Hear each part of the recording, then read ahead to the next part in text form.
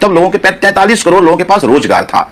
आज वो 41 करोड़ लोगों के पास रोजगार हो गया। तो कहना चाहता हूं कि ये देश को आपने एक तरह से तानाशाही के रास्ते पर ले गए हैं आप, कि भाई 400 हमें इसलिए चाहिए कि हम संविधान बदलना चाहते हैं, और ये लग भी रहा है कि भाई 272 में सरकार बनती, 272 पार की बात होनी चाहिए थी, 400 पार की बात क्यों हुई है? मतलब दिल में कुछ तो बात है। मुझे चाहिए जन लोकपाल की टोपी पहने हुए वाली पार्टी जब 2014 आज कैसी टोपी पहनाने की बात कर रही है। मैं संजीव झा की बात कोट कर रहा हूं। मैं सारे दर्शकों से कहूंगा, देखिए कितना झूठ फैला के ये लोग आए पाए साए उल्टा सीधा कुछ भी आके आपके सामने फेंकने का प्रयास करते हैं। इस देश में आज 84 करोड़ लोगों के पास स्मार्टफोन है, 90 करोड़ इंटरनेट है, सब जाके खट खट खट खट चेक कर सकते हैं कितना झूठ का प्रपंच आपको फैलाने का प्रयास करते हैं। बुलेट ट्रेन मैं जाना चाहता हूं किस रूट पे चली बुलेट ट्रेन, आपने कहा बुलेट ट्रेन चलेगी, मैं जाना चाहता हूं स्मार्ट सिटी कहां पर जाना चाहता हूं।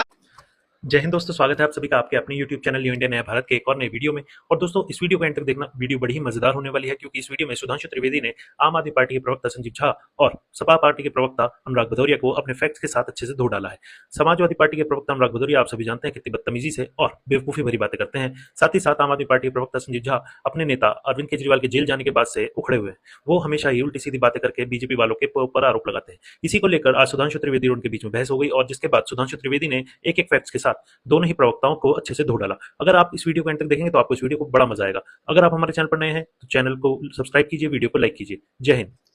बीजेपी के हमने संकल्प पत्र को भी देखा और 2014-2019 के वादों को भी देखा। देखिए मोटी मोटी बात, जब 2014 में प्रधानमंत्री आए थे तब उन्होंने मोटे मोटे वादे किए थे। पहली बात महंगाई की करी थी, महंगाई कम करेंगे, फिर कहा था बेरोजगारी दूर करेंगे, काला धन वापस लेंगे, और ये कैसे होगा तो उन्होंने कहा था कि टीम इंडिया होगा, और फिर कहा था सबका साथ सबका विकास। ये मोटी मोटी बातें जिसको जो देश की जनता को समझ में आई थी। आज महंगाई की देखिए, महंगाई कहां है, चाहे वो कंज्यूमर प्रोडक्ट की महंगाई हो, या आप देखिए तेल की महंगाई हो, या आप देखिए पेट्रोल की महंगाई हो, डीजल की महंगाई हो, देखिए कहां पहुंच गया। और मजे की बात यह कि प्रधानमंत्री के लगातार मैं भाषण को सुन रहा हूं, कहीं भी वो महंगाई की जिक्र नहीं कर रहे हैं। उन्होंने कहा था बेरोजगारी की बात। अब देखिए बेरोजगारी के आंकड़े में सीएमआई का देख रहा था, सीएमआई ये कह रहा है कि भाई जब ये सरकार में 2014 में आए थे तब लोगों के 43 करोड़ लोगों के पास रोजगार था। आज वो 41 करोड़ लोगों के पास रोजगार हो गया, और लगभग 114 करोड़ लोगों को रोजगार की जरूरत है, जिसमें 90 करोड़ लोग रोजगार की तलाश में भटक रहे हैं, उनको रोजगार नहीं मिल रहा है। काला धन की बात किया था, अचानक नोटबंदी कर दिया, चलती हुई अर्थव्यवस्था को वहीं ब्रेक लगा दी। लेकिन उससे क्या हुआ, ये कह रहे थे कि 5 लाख करोड़ का काला धन है। 5 लाख करोड़ के काला धन के बदले इनको कुछ काला धन नहीं मिला, उल्टा जो भी ये काला धन कहते थे इसका मतलब वो काला धन उन्होंने सफेद करा दिया।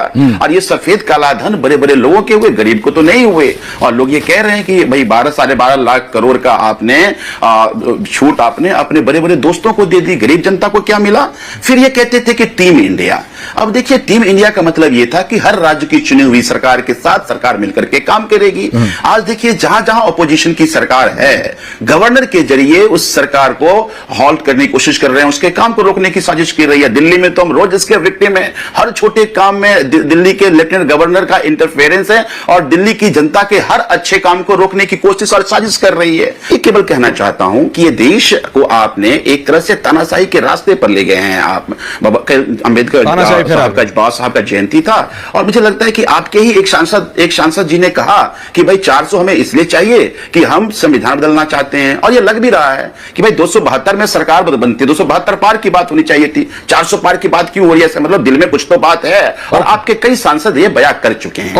कैसे कैसे लोग रहते हैं यार यहाँ पर। दिल्ली में हमने पहली बार कहा था गारंटी, अब बाकी सब लोग कॉपी कर रहे हैं। दिल्ली में हमने कहा था कि बिजली देंगे, पानी देंगे, शिक्षा देंगे, स्वास्थ्य देंगे, तमाम कल्याणकारी बात नहीं की। हमने कहा कि अगर हमने बिजली दिया हो तो वोट करना, 1 मिनट, अगर हमने शिक्षा दिया हो तो वोट करना, अगर हमने स्वास्थ्य दिया हो तो वोट करना, और अगर नहीं काम किया हो तो वोट नहीं करना। यह दिल्ली के मुख्यमंत्री अरविंद केजरीवाल जी ने कहा था। आपकी औकात बता रहा हूं सर, बुरा नहीं मानना सर। मैं बताना चाहता हूं कि मुझे चाहिए जन लोकपाल की टोपी पहने हुए वाली पार्टी जब 2014 आज कैसी टोपी पहनाने की बात कर रही है। मैं संजीव झा की बात कोट कर रहा हूं।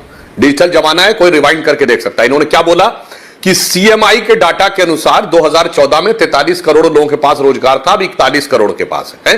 परिवार कितने हैं? 29 करोड़, यानी इनके अनुसार हर परिवार के पास रोजगार है। फिर इन्होंने कहा 41 करोड़ के पास है और 114 करोड़ बेरोजगार हैं, यानी कितना हो गया? 155 करोड़।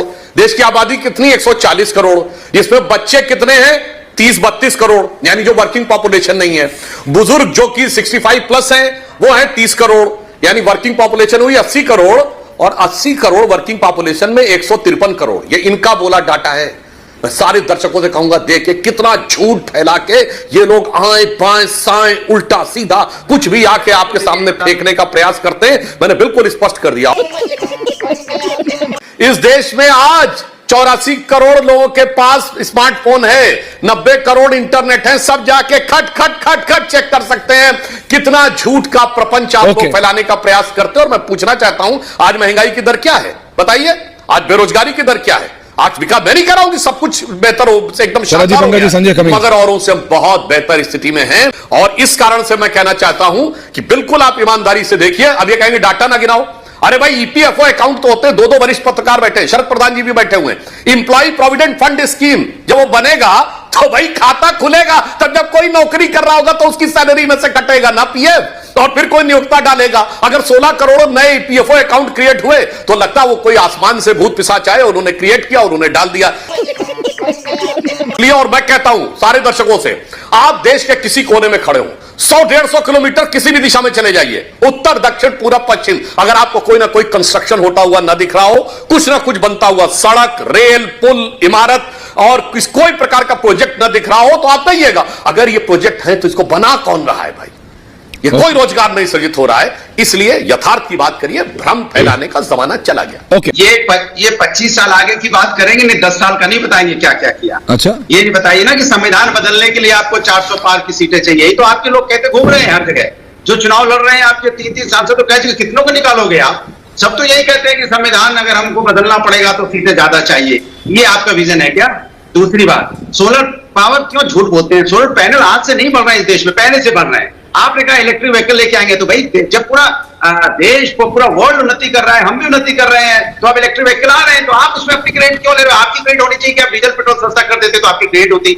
आप रोजमर्रा के खाने पीने की चीजें सस्ती कर देते, दाल सस्ती कर देते तो आपको क्रेडिट मिलती। दूसरी बात, इस बार आपकी निकासी तय है, इसलिए जुमलेबाजी, बुलेट ट्रेन, कहां है बुलेट ट्रेन? जरा गिनाइए, कहां चली बुलेट ट्रेन? गिनाइए गिनाइए गिनाइए, बुलेट ट्रेन कहां है? मैं जानना चाहता हूं किस रूट पे चल रही बुलेट ट्रेन। आपने कहा बुलेट ट्रेन चलेगी, मैं जानना चाहता हूं 100 स्मार्ट सिटी कहां बन गए, जानना चाहता हूं। बताइए देश को कौन सी 100 स्मार्ट सिटी बन गए, लोग वहां पे हैं, बताइए आप, जल्दी बताइए। आप कमाल की बात करें आप, बताइए किसान की इनकम दुगनी होगी कि नहीं होगी, बताइए, जानना चाहता है किसान, जानना चाहता है। किसान बेचारा धरने पे बैठता है, आप 2 करोड़ रोजगार दे रहे थे, हो गया हो गया, बताइए बताइए, छुटकी बताइए, 2 करोड़ रोजगार कहां है? ये क्या है? एक नंबर का डिब्बा है, डिब्बा। और ये जो अपने हिलते डुलते प्रवक्ता हमारे भदौरिया जी बोल रहे थे, इनकी पार्टी का तो गजब है। मैं पंकज शर्मा जी से कहूंगा कि कम से कम आपसे विनम्र अनुरोध करूंगा, अब इनकी इस बात पर डिफेंड मत करिएगा। इन्होंने कहा 2029 तक पूरे भारत से गरीबी मुक्त कर देंगे, मतलब पूरे भारत से समाजवादी पार्टी गरीबी मुक्त कर देगी 5 साल में। बिल्कुल कर देगी। जुमला इससे बड़ा कोई हो सकता है? मेरे विचार से पार्टी और एफिलिएशन से ऊपर उठकर यह बात कहनी चाहिए। यही नहीं, अभी और सुनिए, बहुत स्पष्ट है, 10 साल की परफॉर्मेंस, 25 साल का प्लान और 1000 साल का विजन, बहुत स्पष्ट है। और मोदी की गारंटी हमने अपने तीसरे कार्यकाल के लिए रखा है, क्योंकि 10 साल में जो डिलीवर किया, जैसे 4 करोड़ मकान बनाए हैं, तब कहा है कि 3 करोड़ और बनाएंगे। कोई बात हवा में नहीं कही है। जैसे मुफ्त बिजली की बात होती है, अरे ये तो कोई भी कह देगा, हम आएंगे मुफ्त बिजली दे देंगे, सरकारी खजाने से देते रहेंगे, तो बहुत आसान है। अब उन्होंने क्या किया कि जब आए तो पहले बिजली का कंजम्पशन कम करो, तो एलईडी बल्ब बांटे 37 करोड़, जो अमेरिका की कुल आबादी के बराबर है। अगला चरण क्या किया? सोलर एनर्जी में 25 गुने की छलांग, इंटरनेशनल सोलर अलायंस उसका केंद्र भारत में। अगला चरण क्या किया? प्रोडक्ट लिंक्ड इक्विटी स्कीम से सोलर पैनल भारत में बनने शुरू हो, अन्यथा हम सीधे कर देते तो टोटल इंपोर्ट के ऊपर आश्रित हो जाते। अब उसके बाद 22 जनवरी को, जिस दिन श्री राम लला विराजमान की प्राण प्रतिष्ठा थी, 1 करोड़ सूर्य घर की योजना, यानी अब 1 करोड़ घर ऐसे होंगे जिनकी बिजली फ्री नहीं होगी, परमानेंट फ्री होगी, इन्वायरमेंट के लिए भी फ्री होगी, कोई उसके ऊपर कोल या कार्बन प्रिंट नहीं होगा। और तो और अगर आप ज्यादा उत्पन्न कर लेंगे तो सरकार आपसे खरीद भी लेगी। अब इलेक्ट्रिक व्हीकल्स की चार्जिंग भी उन घरों में सोलर एनर्जी हो सकेगी जो फ्री है, तो आपके पेट्रोल डीजल का भी खर्चे का बदलाव है। यह है 25 साल का विजन, ये होता नई सोच। और ये सब लोग होते हैं, ये आओ ये कर दो, वही पुरानी सोच, वो क्षेत्र भाषा में बांट लो, उत्तर दक्षिण में बांट लो, दलित सवर्ण में बांट लो, अगड़े पिछड़े में बांट लो, और थोड़ा बहुत इधर उधर सेटिंग करके 2-4 बयान देके और फिर सोचो कि ये इक्वेशन को थोड़ा सा गठबंधन कर लो, फिर मनी मत सोच लो, ये वोट इतना ट्रांसफर हो जाएगा तो हो जाएगा। मजा आया।